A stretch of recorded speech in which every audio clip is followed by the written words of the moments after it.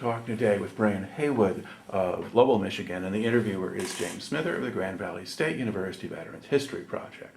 Okay, well, we like to begin at the beginning, so let's start with where and when were you born? I was born in Grand Rapids, Michigan, February 28th, 1973. Okay, did you grow up in Grand Rapids or did you move around? For a few years, I lived in East Kentwood area, and then I moved to Ada when I was about 4. Okay. And then I grew up, went to high school, and All right. I always lived in Ada. Okay, and what did your family do for a living while you were growing up? My mom was a stay-at-home mom. My father worked at Georgia Pacific as a laborer, and that was out in Walker. He worked there with his dad, so that was a nice, steady place to work. Okay, and then did you finish high school?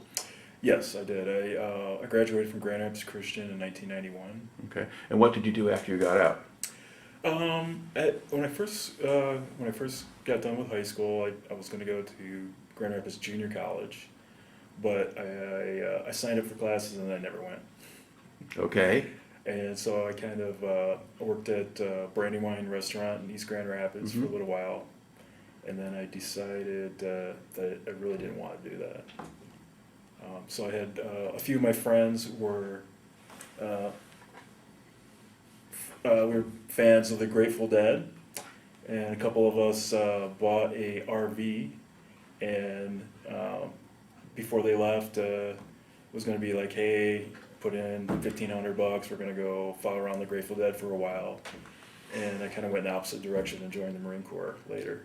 Okay. All right. So when do you join the Marine Corps? I left for boot camp in January of '93, but I joined about 6 months earlier, the delayed entry program. Okay. And why did you select the Marine Corps? They had some commercials. I was into athletics. I had an uncle that was in the Marine Corps. I also had a grandfather in the Army Air Corps. But it just intrigued me as being a little bit as like a challenge. It's a challenging thing. As my uncle might have said, everybody could, not everybody, but more people could make it through the Army than in the Marine Corps, and it just appealed to me. And the bases were on the coast, California, North Carolina, so I thought I'd give it a shot. All right. So where do you go for boot camp? I went to Marine Corps Recruit Depot in San Diego.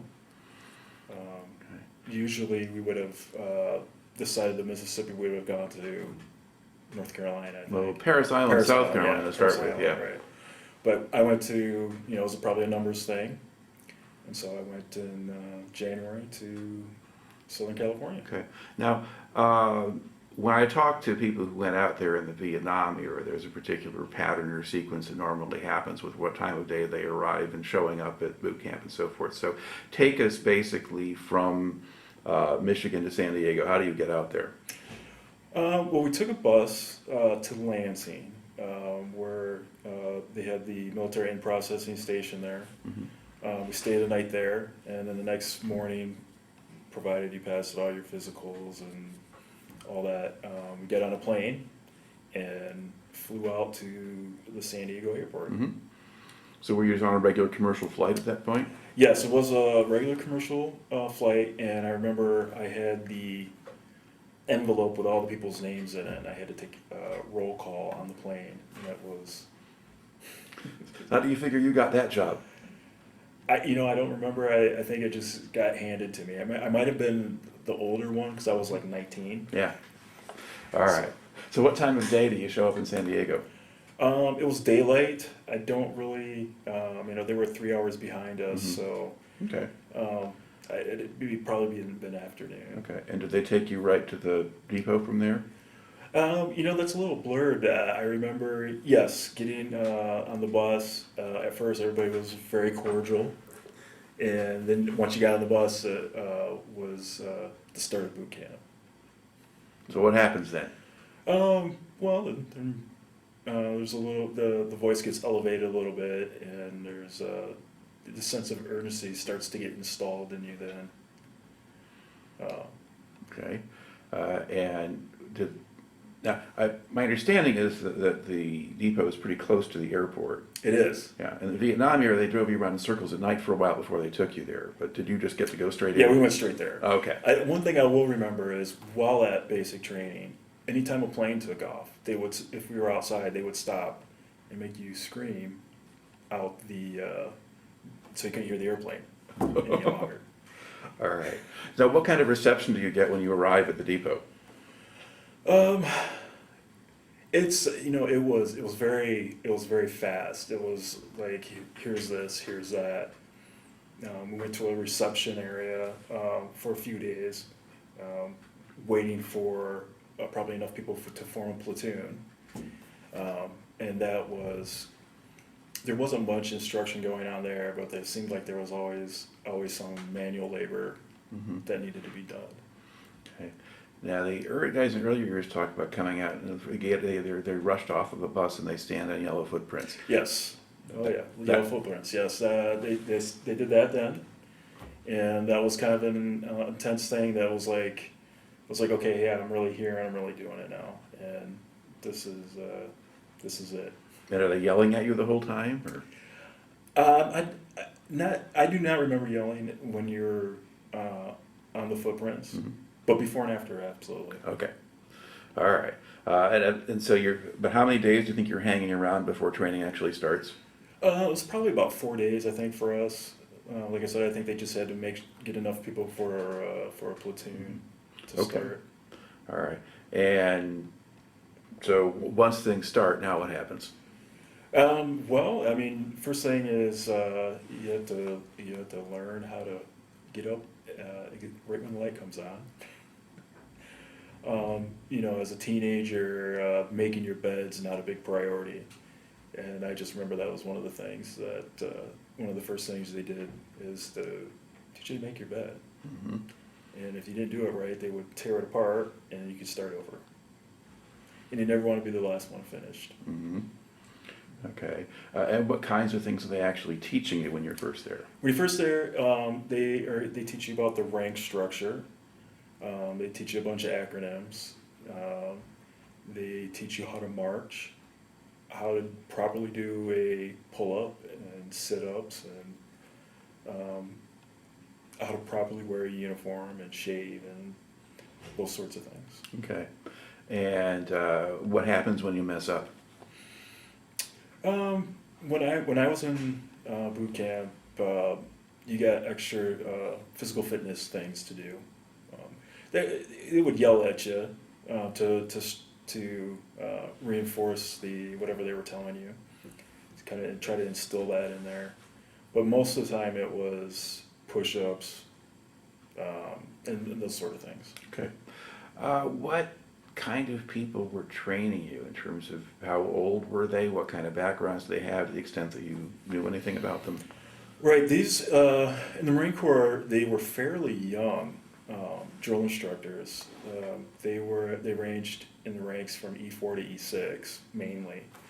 There was some more senior people there, but I would have to say that all the drill instructors in my platoon were under 30, had to be.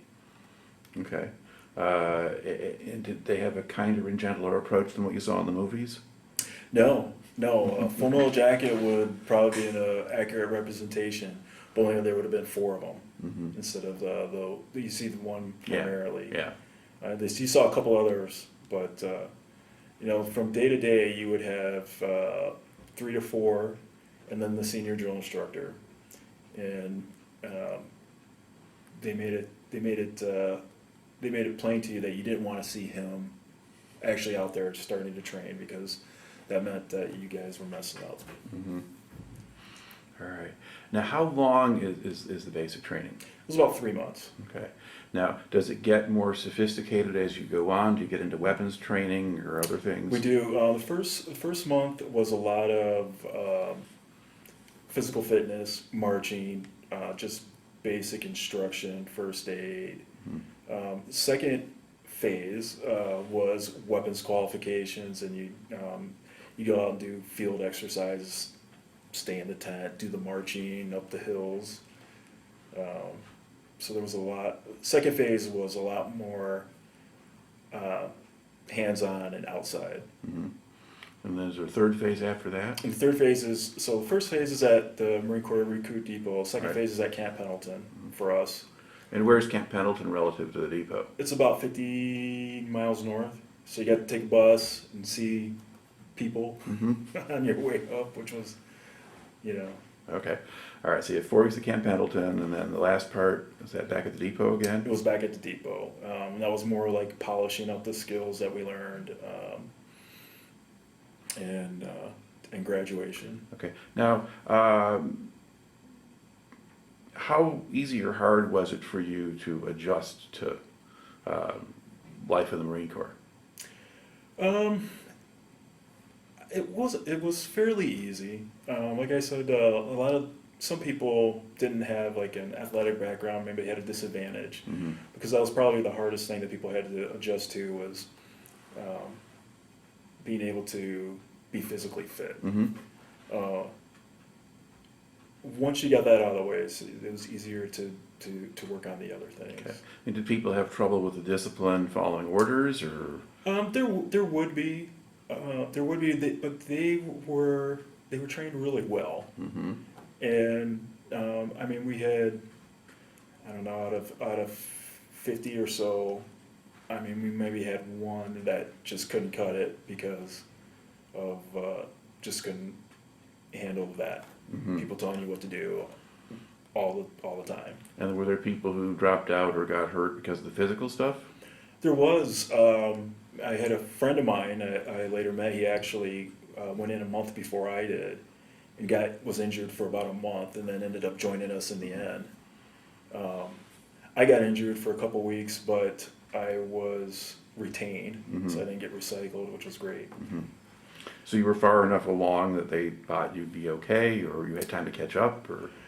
Yeah, I don't know exactly why they spared me. During the first phase, they have a platoon guide, which I got the job. It's kind of like a platoon leader sort of thing. And the first day we got to Camp Pendleton, I got injured. So I was the guide for the first phase, and then got there, and I think the position that I had made them retain me. Okay, so you kind of got through all that.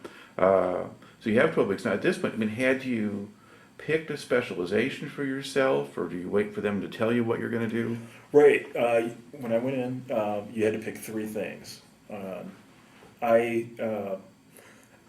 Despite the advice of the recruiters, I wanted to really be in the infantry. And so I picked all 3 as infantry type jobs. But when you go into boot camp, they also test you for special skills, and they found out that I played an instrument. And perhaps the first mistake I made in the military was when I tried. They didn't force me to try out, but they convinced me it was in my best interest to try out. And after the tryout, I declined to go to the concert band. I played the piano from when I was 5 until I left my parents' house. So the Marines are upset that you don't want to be a piano player. They were. Okay. So basically you're going to get assigned to the infantry at that point. Yes, I did. Okay. So after those 12 weeks were up, now what happens to you? You get about a week off. And then for the Marines, all Marines, regardless of your MOS, had to go to Marine combat training, which was about a month long. And where was that? That was back at Camp Pendleton. Okay. So that was it was less intense as far as having drill instructors. You got like Saturday off, which was a big deal, half a Sunday. And so that was a good training. Okay. And what were you actually doing? You just learn, you polish up on small arms, learn how to use the heavier weapons, the Mark 19, which was a machine gun for grenades, basically. and those type of weapon systems, and you just learned a little bit of team and squad tactics. And what was the standard infantry weapon at that point? It was the M16A2. Okay. So slightly improved from Vietnam, or? Yeah, a little bit. Okay. It's really I had that for a long time. It was very reliable. I mean, they were trained.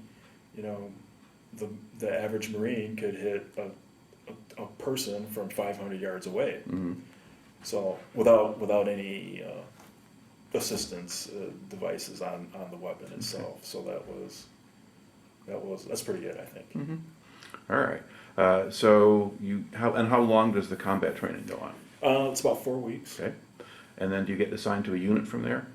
You do not, because everybody has to do the combat training, and then after the combat training, you go to your specific school. Okay.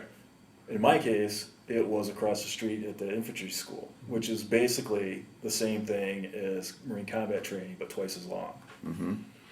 All right. And do you have more extended periods out in the field or things like Yes. You know, instead of maybe going for 2 days, you go for the whole week, or just more times with the weapons, more drilling with the squad and team tactics. that? And are you being trained by anybody who has any practical combat experience, or is the timing wrong for that? I mean, it's after Desert Storm at that point, but that was pretty short. Yeah, I don't remember. Most of the guys were fairly young, Mhm. so if I look at their rank, I would probably say they had probably not had much combat experience. Mm-hmm. All right. And so when do you actually finish all of the training then? So you're back, you have your infantry school. When are you done with that? So infantry school was about 8 weeks, 8 weeks long, and then towards the end of when you're going to graduate, you get your unit of Mhm. assignment. And mine happened to be 3 miles down the road. Okay. And what unit did you join? I joined the 1st Battalion, 4th Marine Regiment, right there at Camp Pendleton. All right. And you know which Marine division that was part of? Or was it- 1st Marine Division. Okay.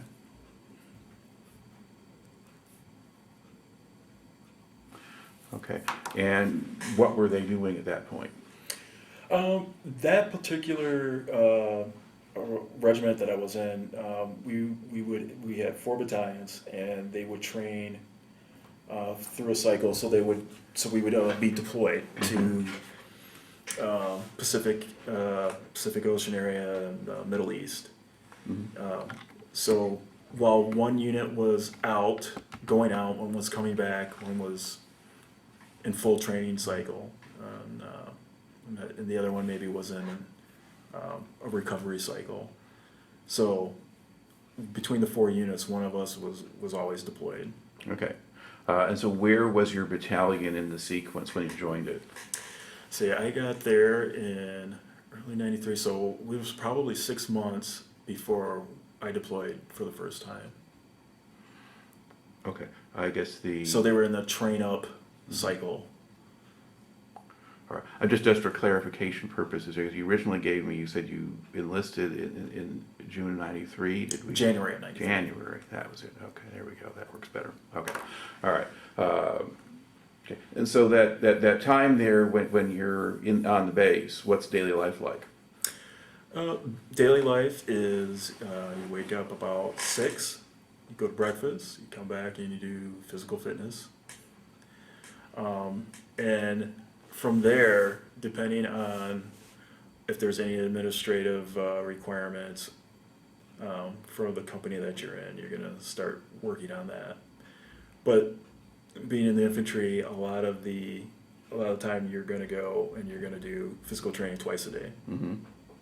Or you're going to go work on cleaning your weapons, or you're going to go work on, you're going to go out for the day in a squad, try to find the other squad to practice, tactics and stuff. Mm-hmm.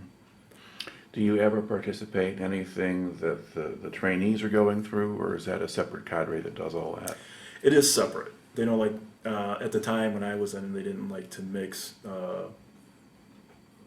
recruits with Marines. Right. Okay.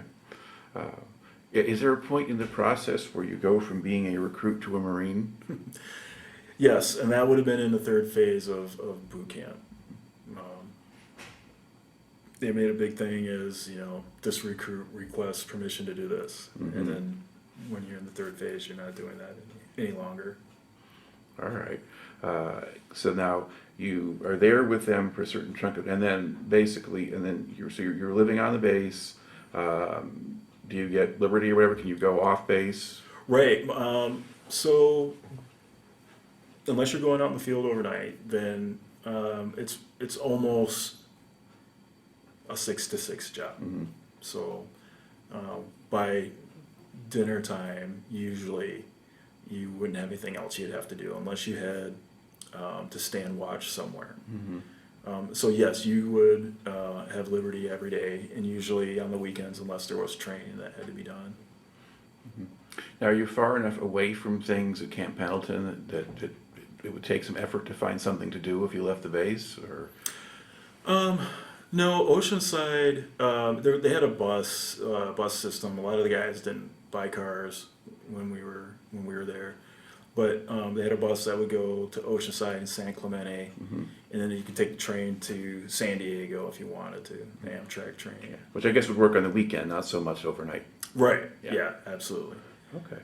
All right. And so now, so did you go on deployment with your unit, or? I did. Okay. And what was that like, or what happened? It probably 2 months before the whole battalion got deployed. They were trying to start a new concept for a new platoon. They had there's a lot of specialized forces. They got the Army Rangers, and the unit I was in was a Zodiac Assault Company, and they wanted to come up with another specialized platoon. So they basically drafted a few of the Zodiac guys, and a few of the other unit was like helicopter trained troops, Mm-hmm. and then the other part was amphibious tracked troops. And then the last ones were like the heavier weapons with like the mortars and the heavy machine guns and stuff. Yeah. Now, Zodiac, that's referring to the inflatable rubber boats? Yes. So, okay, so small motorboats, rather. So motorboats. So the primary goal for that would have been to assault a beach objective or like a oil platform or something Mm-hmm. like that. Okay. All right. So they're pulling guys out of the different companies and trying to create these other platoons. So you're part of that? Right. Yes. So they wanted to do that so that the platoon had all 4 of the elements within just one platoon, Mm-hmm. rather than having to pull. Okay. And what's the point of doing that? I don't know. They called it Special Operations Capable Platoon, and we had our name for it, and we called it the Slaves on Call Platoon, which is we had a lot of it seems like we had actually a lot of extra duty because we were no longer affiliated with a company. We were a detachment, so we were like kind of on our own. Okay. So where would your orders come from? So in a battalion, it would have came from the operations, who was actually, we were under the operations, the S3, and so the S3 had the scout sniper platoon, and then they had us. Mm-hmm. All right. And so that when the deployment starts, I mean, what actually happens to you? Do you get on ships? We get on the ship, and it's once you get on the ship, it's hard to do a lot of training. So there's a lot of weapons cleaning, Mm-hmm. like all the time. There's a little bit of reading. There's I remember we had to do book reports on famous battles, which I did not anticipate having to do when I first wanted to join the infantry. But we would eventually end up in an island or like Tinian, and then we'd go do some training, come back, go to Singapore, do some training. So we kind of bounced around from place to place like that, going out to train 3 or 4 or 5 a week at a time. Okay. And what kind of ship were you on? I was on I was on the USS Tripoli and the USS Tarawa. Tripoli was a ship that had a helicopter squadron on it, and it also at the time had Harriers, which was a big deal at the time because they could take off vertically from the ship. Yeah, so they're jet fighter aircraft, but they can take off by going straight up and don't need a long runway. Right, yeah. Okay, all right. And so Tarawa, was that a helicopter carrier? Or? Yes, it was. Okay, all right. And how long was this tour? This tour is about 6 months long. Okay. We stopped in a lot of places, Saudi Arabia, Kenya. We stopped in Somalia, which was the first time we had to land and perhaps perform for real, which was. So what's the context of that, or what actually happens to you? We went to Somalia in early '94. And it was sometime after they had the event, the Black Hawk Down thing, but they were relocating the embassy that was in Somalia to Mombasa, or I think it was in Mombasa in Kenya. Mm-hmm. And so that we were there to help cover that movement. Mm-hmm. And so we went on shore and we wanted to, it was kind of like a show force. Yeah. Hey, we're here, don't mess with the guys that are leaving. Okay. And what do you remember about that, or what did you see there?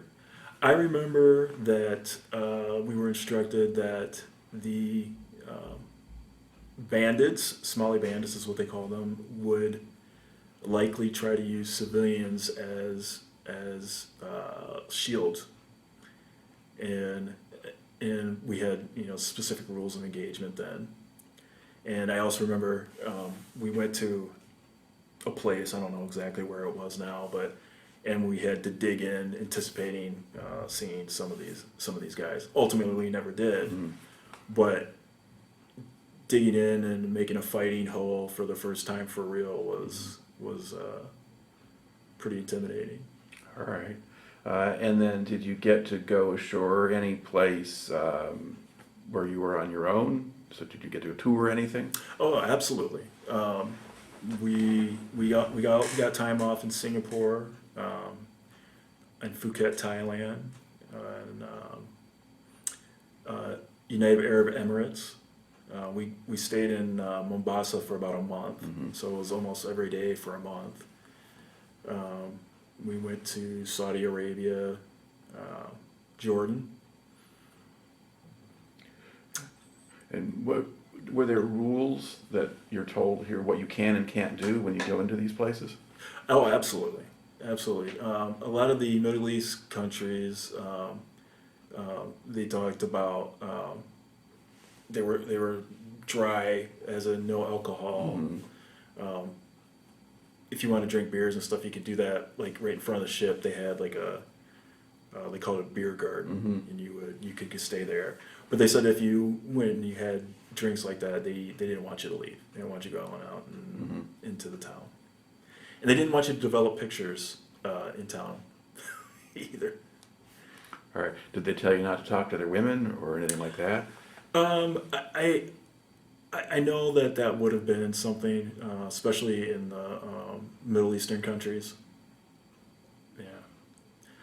The other countries, Thailand, Singapore, Kenya, no. All right. Okay. Now, are there any other particular things that happened in that tour that stand out in your memory? We went to Hong Kong when it was still occupied by the British, and we had a friendly game of rugby with the Royal Black Watch, which was from Scotland, and that stood out to me because they were stationed there, they had their families there, and halfway through the game, I remember we had to, because they were so much better than we were, we switched team, like, integrated the teams half and half. And then after the game, the person that played your position on the opposite team, they paired up and then they took you and showed you town. So I thought that was pretty cool. All right. And when do you get back from that trip? So it would have been about 6 months later, and I actually had to they produced sort of a yearbook for that, and it had the whole timeline. But I can't recall what month we got back. Okay. All right. Now, you don't actually stay in the Marine Corps too much longer after that, though. Right, I do one more deployment with the Marine Corps. So in 1996. Okay, so what's I guess my original clock here, you said it was through 394, It was through. or was it 396, or? The deployment was through 94. Okay. But I got out of the Marine Corps in March of 97. 97, okay. Well, let's make sure I just have my numbers there right. Okay, all right, so you do, okay, so you have that. So you're basically, you're doing pretty much the full hitch that you signed up for then. Right, I did like 3 extra months. Okay. They kept firing my replacement, and when you get towards the end of your enlistment, you can take what they call terminal leave, which is you sign out on vacation and you never come back. Well, in my case, I put in, it got approved. They fired my replacement, and then they would cancel my vacation. Okay. Now, fired your replacement, so you've got a particular position now? Right. For the later on, I ended up the infantry battalions are always short on administrative and logistical personnel, and so I ended up doing mail, which was a really good job for me. You know, I got my own office as a very young Marine. What rank were you at that I was an point? E3, Okay. so I was a lance corporal, and so I had that, and I had one other guy that worked for me, and we did the mail. It was all hand sorted at that point. All right, okay. So, and when did you get that job? I got that probably on my way back from deployment. I kind of got marked for that job, so it would have been probably maybe early '95 is when I actually Okay, got so it. coming back from the second deployment? No, coming back from the first deployment. Okay, all right, During the second deployment, I did do mail during that deployment. okay. All right, so you get that. Now, between deployments, are you just back at Camp Pendleton again? Yep, you go back to Camp Pendleton. And when you first get back, you're kind of in a lot of people take vacation. A lot of people actually move around to different units, different jobs. And you start getting a lot of then new people. And then before you know it, you're back into a training cycle, getting ready to get deployed again. All right,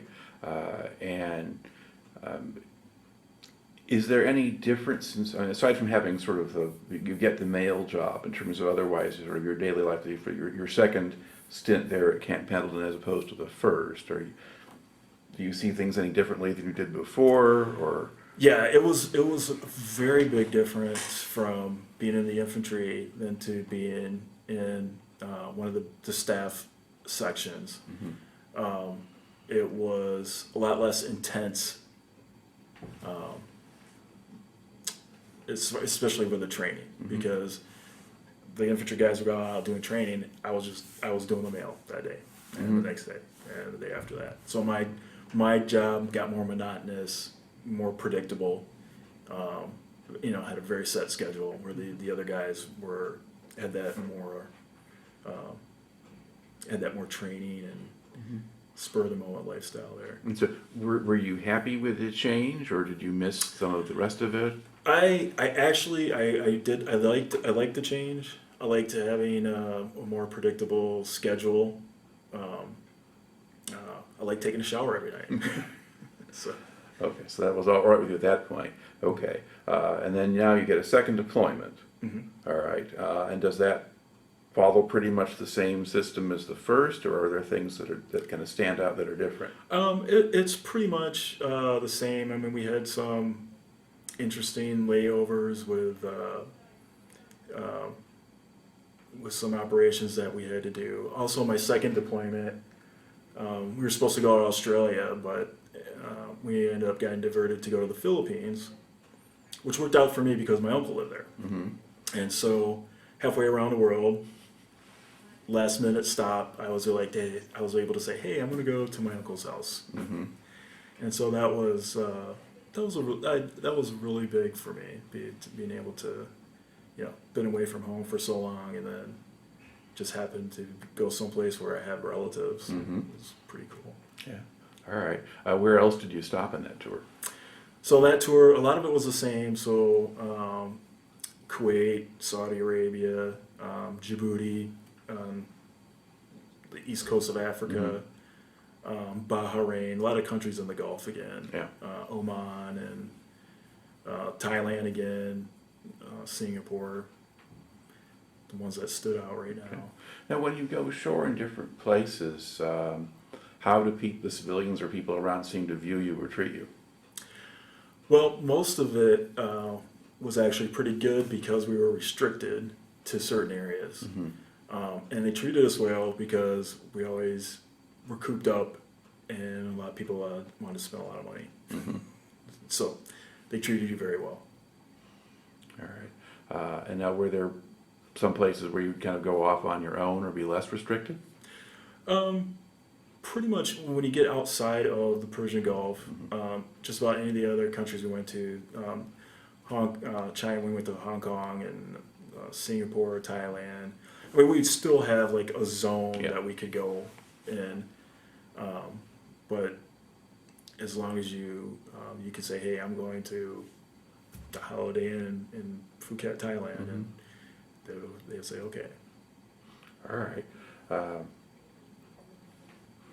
Okay. So you can. And then when you come back from that, So that would have been. I don't remember the date, but I remember a football season was still in effect. Because that was like one of the first things I did when I came back on that second deployment is I went and saw a football game in San Diego. okay. All right. Now, at this point, have you basically decided to leave the Marine Corps? I did. I decided that that I was probably going to go into reserves afterwards because he always had a commitment of up to 8 years, and I felt like if they could call me back, then I might as well practice the skill they're going to call me back for. So I decided that I was going to probably join the Marine Corps Reserve, probably back in Grand Rapids area. Okay. Now, when do you actually get discharged from the Marine Corps? So I think it was March of '97. Okay. All right. And then, and so what do you wind up doing at that point? Well, a few months before that, I actually met my wife in Long Beach, California. So I ended up joining the Army National Guard in California. The Marine Reserve was too stringent as far as when the annual training period. I had gotten a job and I was selling pools and pool supplies. And of course, during the summer is when you're going to do most of your work.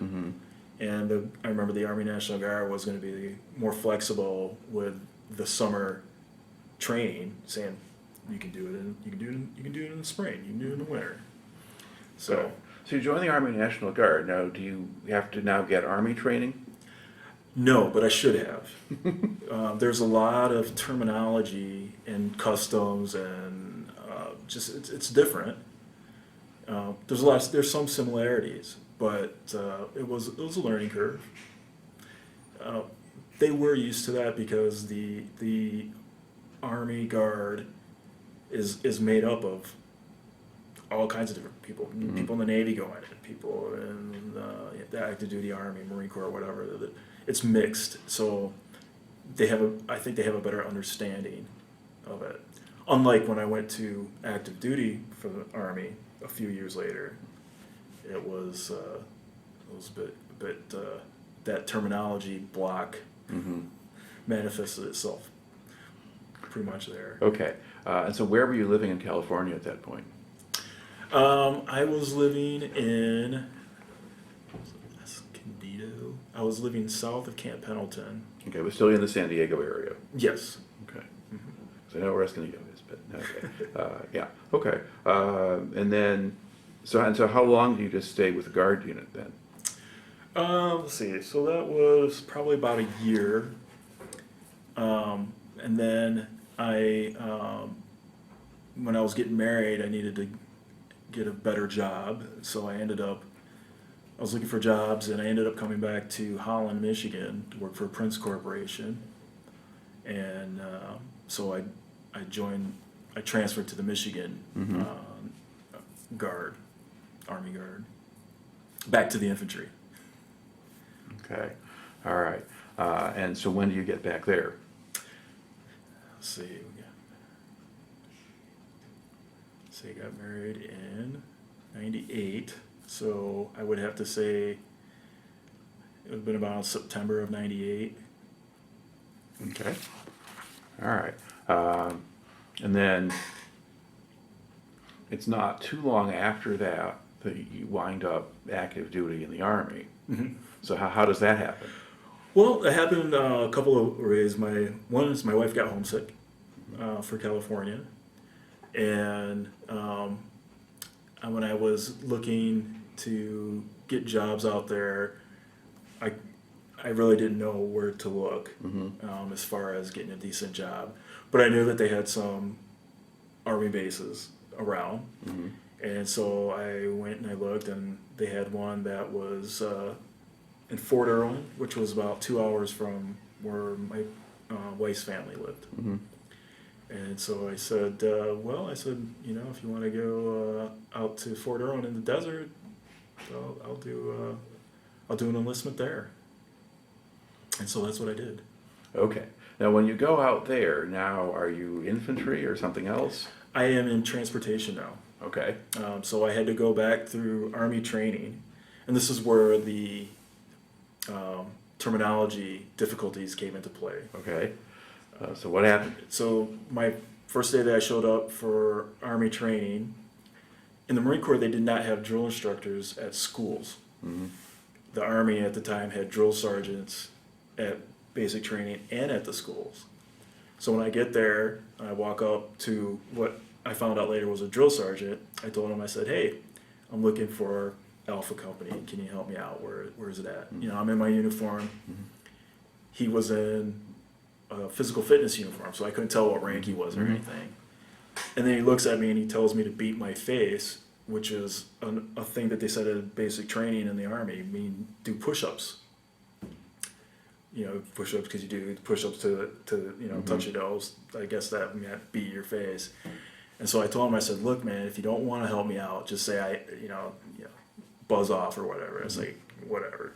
So I didn't know he was a drill sergeant. And then I walked away from him, and then that led to some further instruction. All right. And so, I don't know.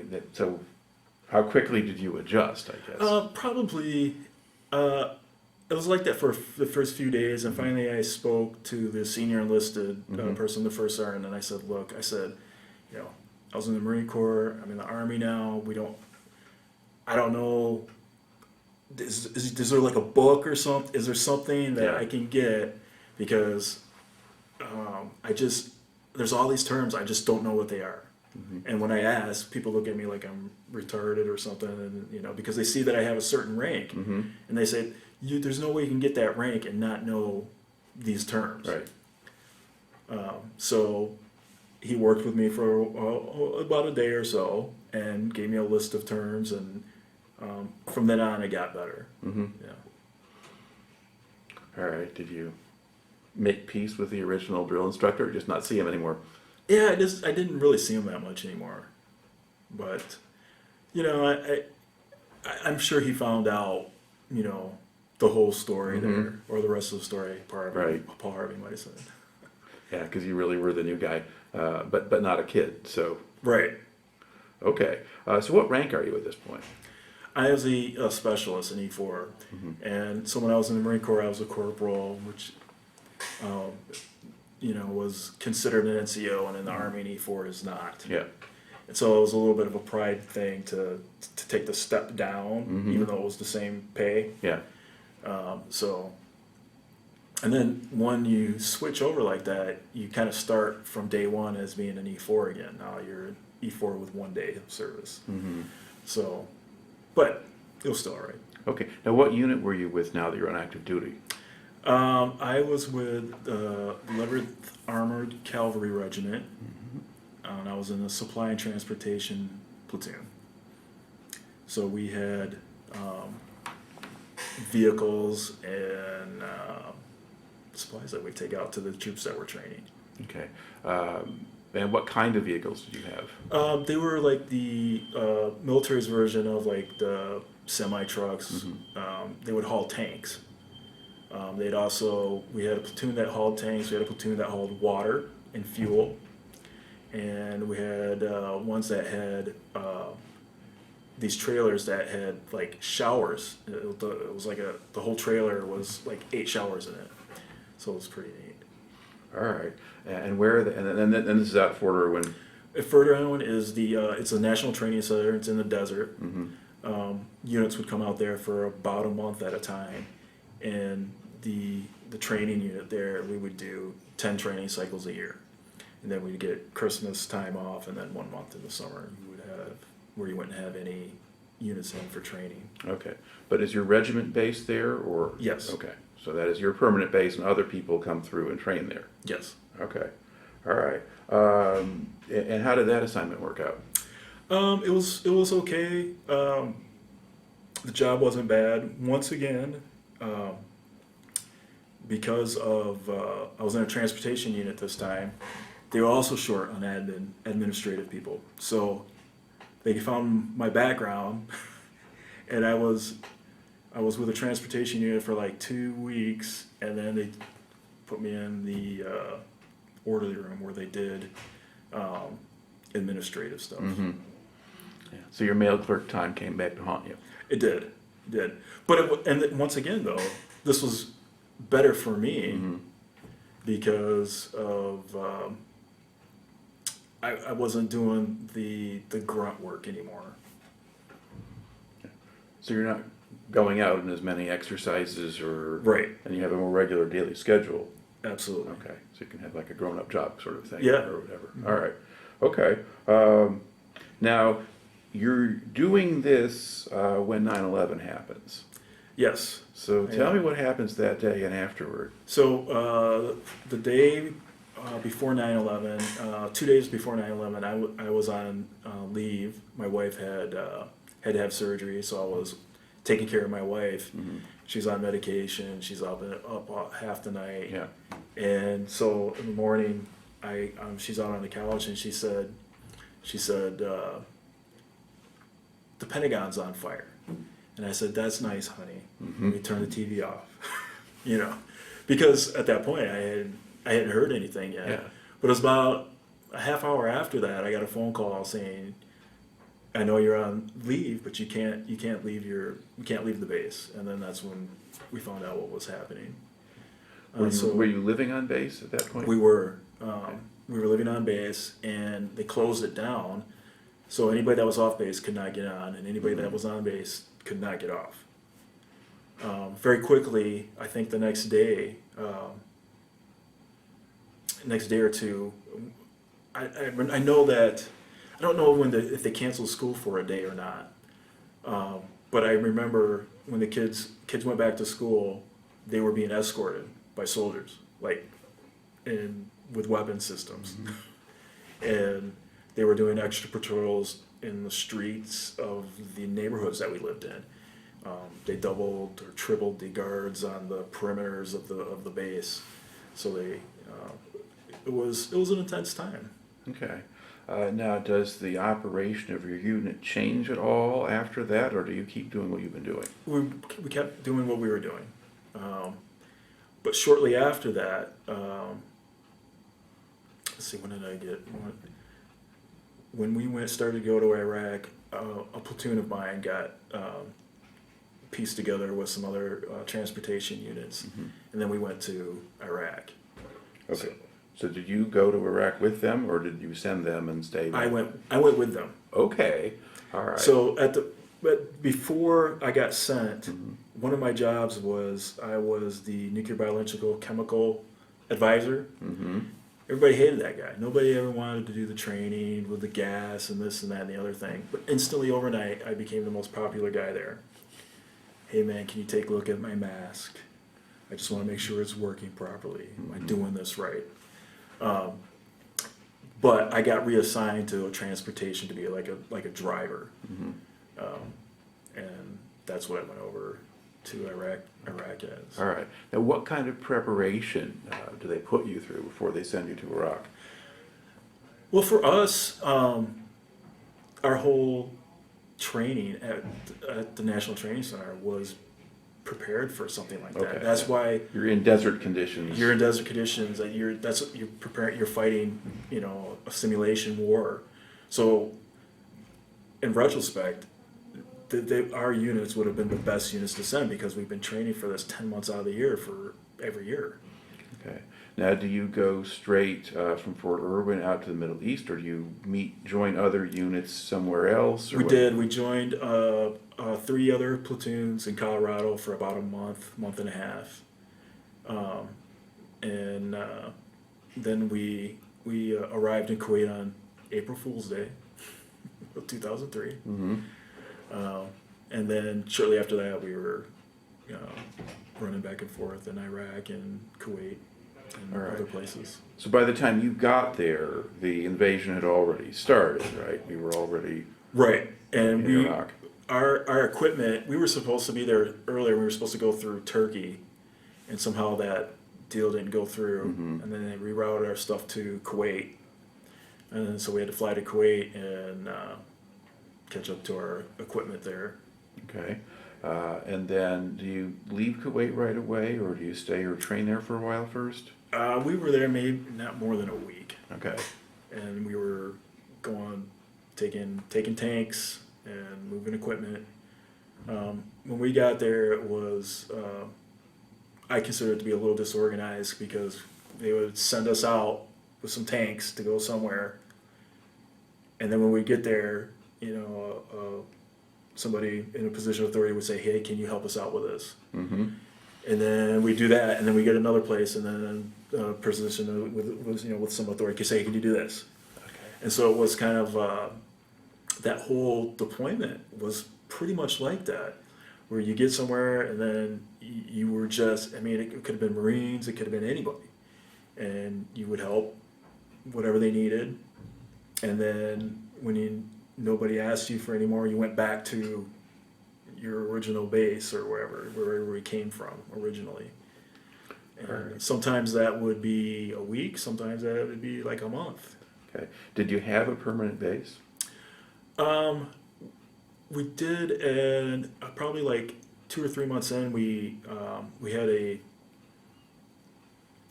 base. It was Camp Spiker in Iraq, Mhm. and what we did is the stuff that we didn't absolutely need, we kept there, Mm-hmm. and but we really didn't spend that much time there because we were mostly on the road.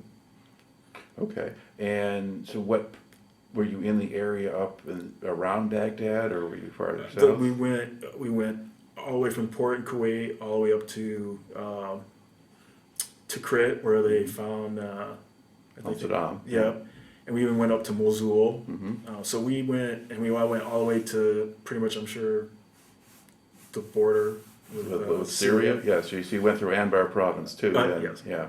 Okay. So you're back and forth over. Now, during the time frame that you're doing this, it's kind of in mostly 2003. How dangerous was that job? It was pretty dangerous. Our unit was pretty fortunate as far as suffering casualties. Mm-hmm. But it was really stressful because we were going through a lot at times. We're going through cities, and you don't know where the next guy's going to take a shot from. Mm-hmm. You're going down a street, and there's buildings on either side, and you're like, okay, bad guy could be in any one of those windows. So it was a little stressful that way. So you're worried at that point about snipers. Were there IEDs yet, or does that come later? We didn't really encounter very much of the IEDs. What we encountered were small groups, just kind of out of nowhere, Mm-hmm. trying to take shots at you. But yeah, the IEDs were not big for us when I was there. Okay. So if somebody does shoot at you, what do you have a response or protocols to follow? Yeah, for us, the tank crews manned their weapon systems, not the big gun, Mm-hmm. but they had machine guns and stuff like that. And we, at halfway through our deployment, we had infantry reinforcements that would ride with us. But our primary job was just to navigate through and not to return fire, which is kind of like counterintuitive sometimes. But so yeah, you're starting to get shot at, and you're like, the first thing you want to do is you want to fire back. But for us, our job was not to do that. It was to get the equipment to its needed position. Right. Let's see. So, I had a question right there. Okay. And I guess what does Iraq look like to you? Well, the first coming to Iraq through Kuwait looked like Fort Irwin, desert, bunch of nothingness.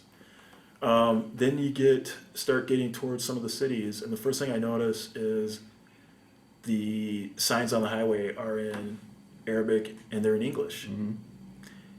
And that struck me because I was like, I thought they hated English, Western civilization, but yet all of their signs are in English and Arabic. And those are things clearly left over from the Saddam regime, not just new things we've put up since we got there. Right. Oh, right. Yeah. Absolutely. Absolutely.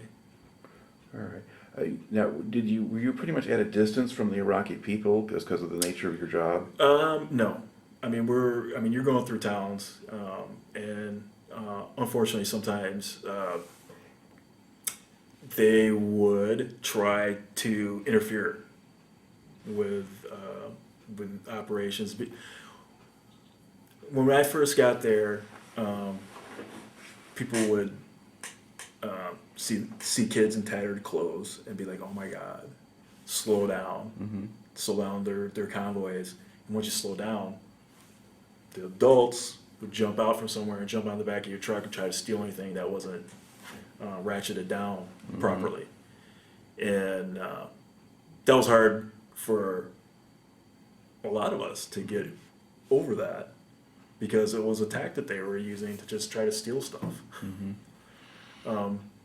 There was some people that would like cheer when we would come through, and there were some people that would gesture whatever they were gesturing. I'm guessing they didn't like us for whatever reason. But yes, we did have some interactions. Some of it was good, some of it wasn't. Okay. Now, did you have vehicles that would break down on these convoys? We did. And what do you do when that happens?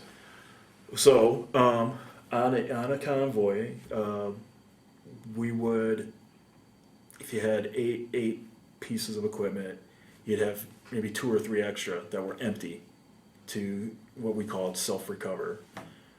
Say my truck broke down, they would haul it up on the trailer, the empty trailer, and then that truck that didn't have a trailer would come take our trailer. So we had a lot of that. And now the only problem with that is the first safe place they would find, they would stick you and they'd say, "We'll report your location, try to get fixed, and we'll pick you up on the way back." And so one time that happened on our way going down to Kuwait when we were going to go pick up some stuff, and my truck broke down. They put us up on a trailer, took our trailer, and we got to Kuwait, and they was like, "Hey, we'll be back." Turned out to be about 3 weeks.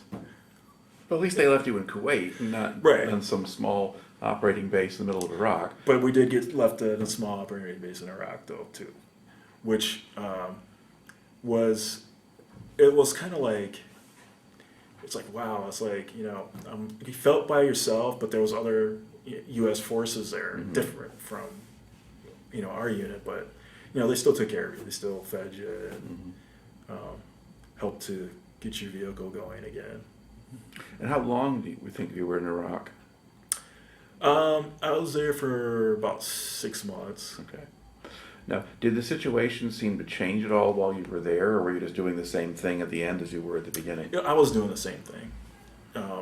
When I first got there, my contract was coming up to be done in early 2004, and they instituted the stop loss, meaning that you could not your contract got up in March, but we're extending that indefinitely because we need you.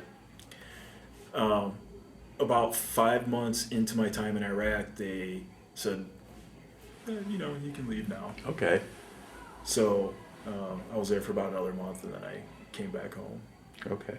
And then when you got back home, then did you change your position or? When I got back home, I basically was getting ready to be discharged. So there's a lot of medical stuff that we had to go through from being overseas, and so that took actually a few months. And then I had 2 months of vacation that I had saved up. So then I went and I got my job back in Holland, Michigan. Although it wasn't Prince Corporation anymore, it was Johnson Controls.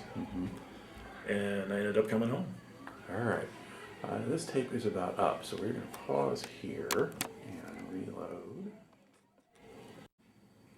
Okay, now we've taken your story now to the point where you come back from Iraq in 2004 and you're going off active duty. Now when you get back from Iraq, does the Army do anything to help you kind of reprocess or reorient or get back, or especially since you're mustering out, adjust to civilian life?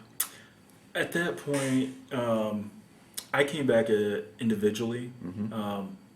So in my experience, there wasn't anything set up. Okay. It was just like it was time for my contract to end. So when I first came back from Kuwait, I landed in Fort Hood, Texas, and didn't have my records.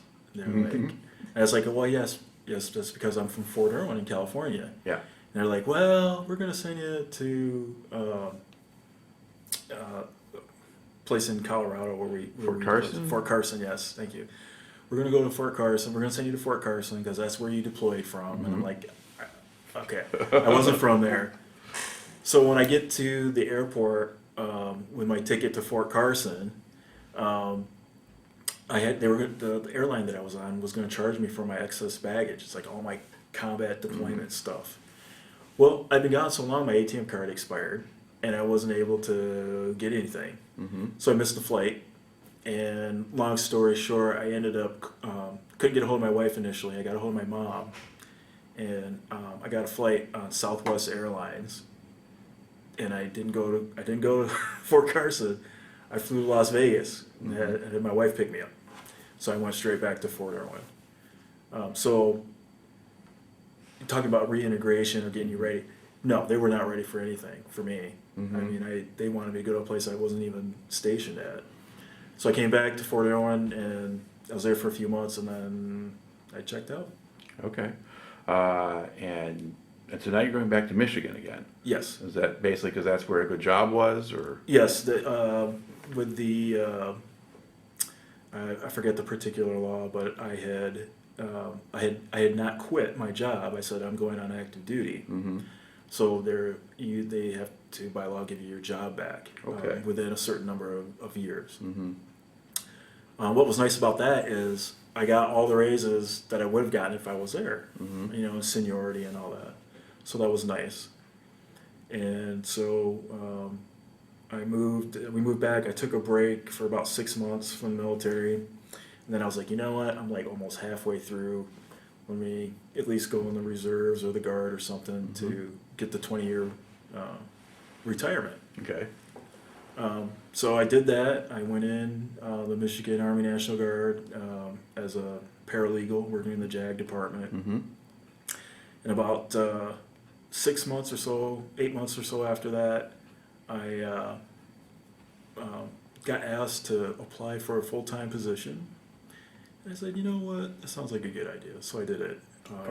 And then I spent about the next 11 years as an AGR, Active Guard Reserve, which was pretty interesting. Okay. And where did you work out of? For about the first 4 years, I was in Wyoming on 44th Street with the 126 Armored Battalion. I did various assignments there, working in operations and administration. and then I went and worked at the Joint Force Headquarters in Lansing. I did that for about 4 years or so. And that was a unique assignment as well.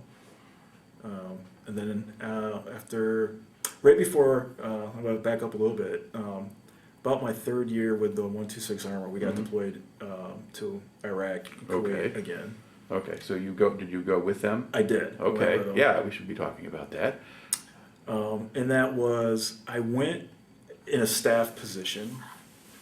I was I worked with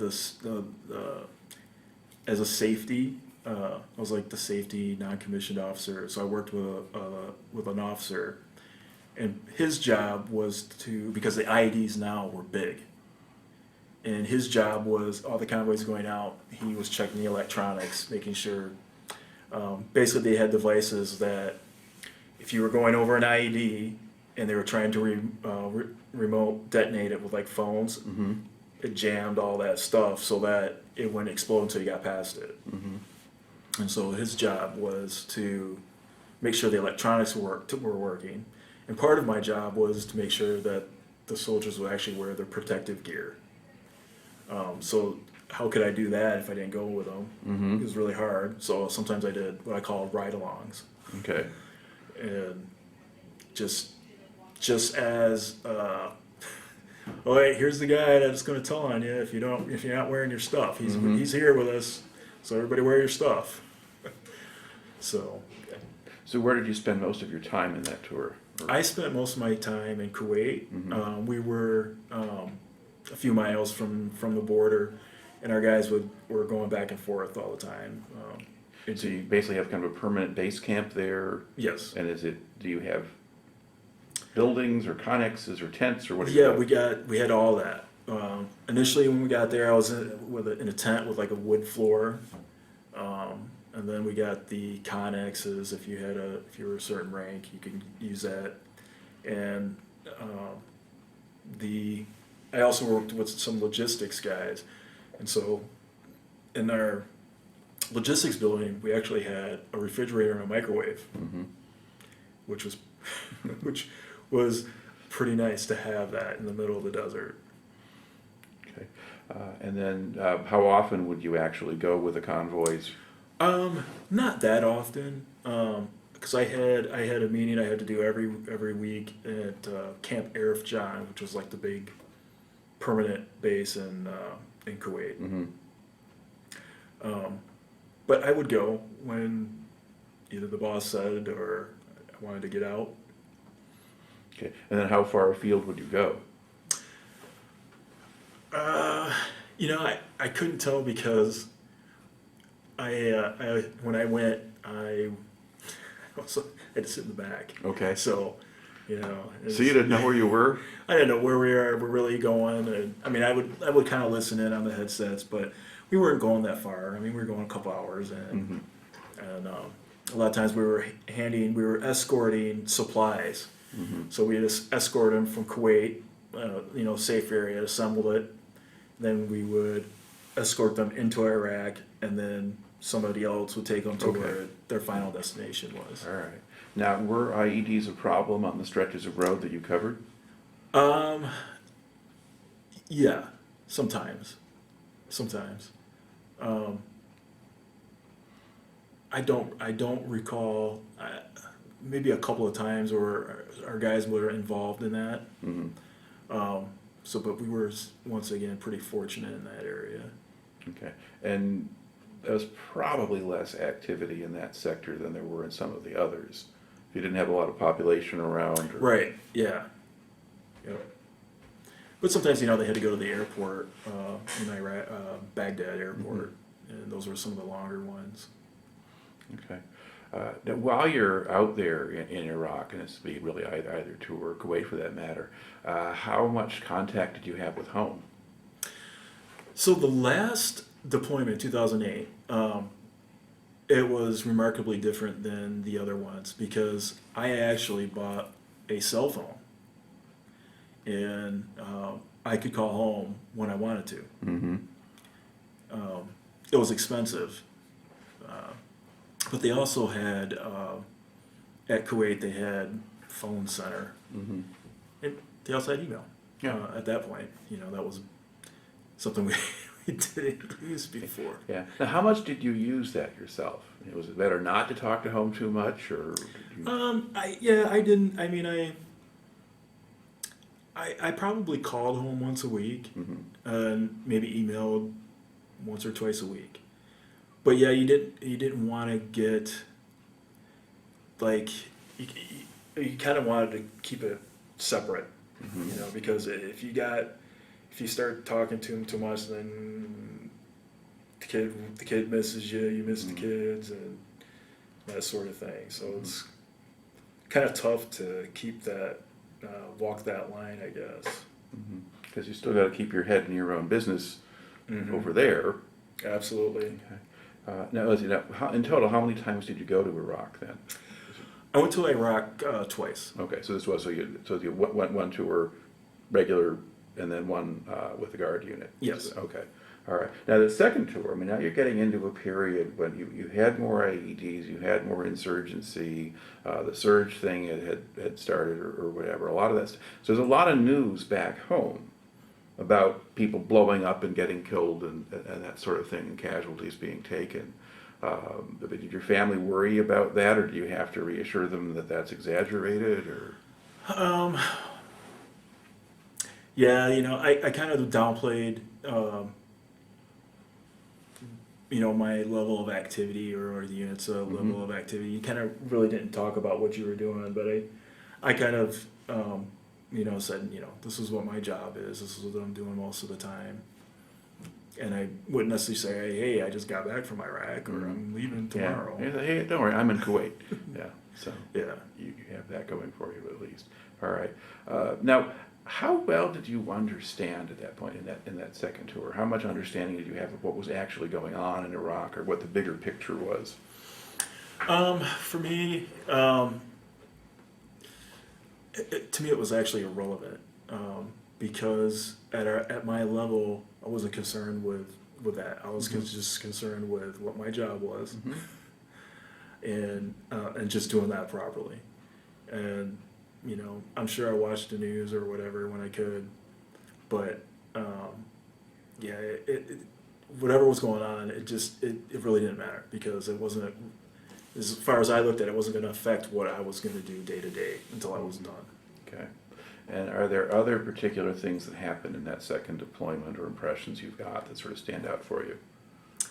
I remember there was a big push for people to get to vote, and a lot of that didn't work out, just because we didn't prepare for it properly, and people trying to get absentee ballots. It was a mess. Okay, so they're not really coordinated for that. Right now, we have since then the units that I was in instituted a additional job for somebody as a voting officer, and it's their job, if the unit gets identified to be deployed, to figure all that out before we leave. Okay, so they made at least that much of an adjustment. All right. Okay, so you come back in 2008, or is it 2009? Yes. Okay. Now this time when you come, are you going back with the whole unit? The whole unit. Yeah. Okay. Now, do they get any kind of reorientation when they come back? This is minimal at that point. It was. I left a few days before the rest of the guys did, but I mean, we all went to Kuwait for seems like a week or something, and then we went back to our mobilization center in Fort Hood again. But I don't think we were there for more than a week. Okay. But I mean, do they give you any lectures or information? They did present information. I don't know how much we really listened. For us, I mean, for me, it was my fourth time coming back and forth, and I did go home during the middle of the deployment once for a couple of weeks. Okay. Now, how does that work? It's strange to do that. Yeah, well, it was just strange. Now, do you put in a request to do that, or you just put your name in a hat somewhere and they say, hey, Right. it's your turn? Well, it kind of goes on how long you're going to projected to be deployed. Mm-hmm. And then, so we'll say it's supposed to be 8 months. So then starting within like the third month there, the third through the fifth month or whatever, they try to say, okay, we're going to, anybody that wants to go home, we're going to send all the people home that want to go home, but they have to do it in, 5% of people at a time or whatever. So that was strange. I was like on the first one that would go, and you kind of think like you want to break it up, like you want to go like halfway through it or something like that. But yeah, I didn't really have control of that. Okay. And so once they tell you you get to go, now what's the process to get you home? They at that point they would fly you basically anywhere you want to go. Mm-hmm. So you fly out of Kuwait? You fly out of Kuwait, and they'd say, "Where do you want to go?" Okay. Of course, I went home because I had family, but some people went to other places. They didn't have family, and they went to Ireland or wherever. Yeah, so it's an R&R kind of thing. Yeah. Old-fashioned sort. Okay. Now, when you're flying in uniform? We did. Okay. And how are people treating you? If they see you in a uniform, what do they do? Well, until you got the initial flight, everybody was in uniform. But like when I flew into Atlanta, I don't really remember people at that point interacting with me, probably because I just want to go home. Yeah. But other times I would fly for trainings and stuff, people would talk to you, offer buy you a drink and that sort of thing. But definitely a much different experience than my father-in-law had, who was a Vietnam vet. I did not ever have, someone come up and be negative towards me. Yeah. At least to me. Okay. Yeah, so it's not an uncomfortable thing to do to have to travel around in uniform. It's not uncomfortable. Some people just don't like talking to people, and if you're wearing a uniform in a time like that, wartime, people are gonna want to talk to you, and sometimes that bother people. They just I just want to go get a coffee and just leave me alone. Okay. And then how many kids did you have at that point? So at that point, I had 3. Okay. My youngest one was he had turned 1 during that 2008 deployment. Okay. And he, I talked to him on the phone, and that's how he knew my voice was from the phone. And when they came to pick me up from the airport, I got in a van and I sat next to him and I started talking to him, and he kind of just was freaking out, looking at me. So I took the cell phone, I gave him the cell phone, I went in the back and I just started talking to him. And I just remember doing that. Wow. Okay. But the other ones were old enough to remember you. Yeah, the other ones were old enough to remember me. Yeah. Okay. All right. So now you're back, and then how long then do you stay in your job with the Guard after that? So when I got back, I stayed all the way up to retirement. So I retired in December 31st of 2016. Okay. And that's how many total years in? It was 23 total. Okay. All right. And since then, what have you been doing? Well, I've been actually recovering physically. I've had a few surgeries right after I retired, so that's been taking up a lot of time. Okay.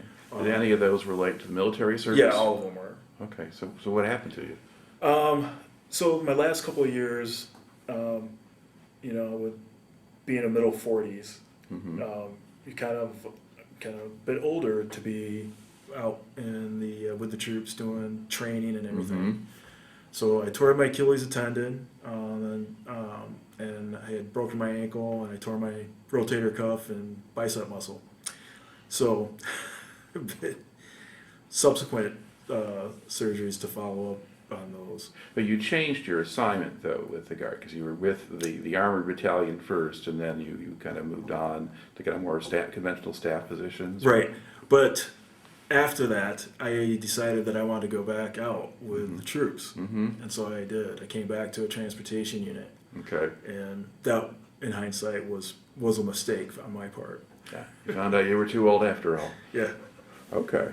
All right. So basically you had to get put back together after all of that stuff. I mean, do you have a job now, or? I do not. I had a job initially at the post office, but after a few months of doing that is when I realized that my shoulder was messed up, and so I couldn't. I was like on medical leave for like a year and a half, and then they're like, "Hey, it's been a year and a half. We're gonna put you. We're not firing you, but we need to hire somebody." Yeah. Okay. So I decided last January I started going to college. Okay. And where are you going to school? GRCC. Back where you didn't quite start. Yeah, that's right. Okay, go back full circle there. All right. So look back now on all this time that you spent in the service. What do you think you really taken out of that, or how did that affect you? Yeah, I thought about that. Like when I was getting ready to be finishing, before I retired. It was a unique experience, and I know that we need people to do that. You look at it and you're like, did you influence anybody, or yes and no. I'm sure you did. But some people always ask, they say, hey, would you do it again? And I said I'd probably do the first 18 years. And then if I probably wouldn't have gone back out in the field, and maybe just stayed in headquarters after that. Because that last couple of years was really took a toll, as it turned out. But yeah, I don't know if I really answered your question on that. Yeah, sure. Well, that's a very open-ended question. People say all sorts of stuff. But yeah, no. The thing is that this was your career, so it's not like you have this 2 years out of your life that marks you in this way, and then you go on. That's been your adult life. Yeah, it was interesting when I was coming up on retirement, just thinking about, okay, now my time is my own. Every weekend, if I want to do something, I can do it. One thing I found interesting is having to pick clothes to wear. I didn't have to do that. I had the same kind of thing to wear all the time.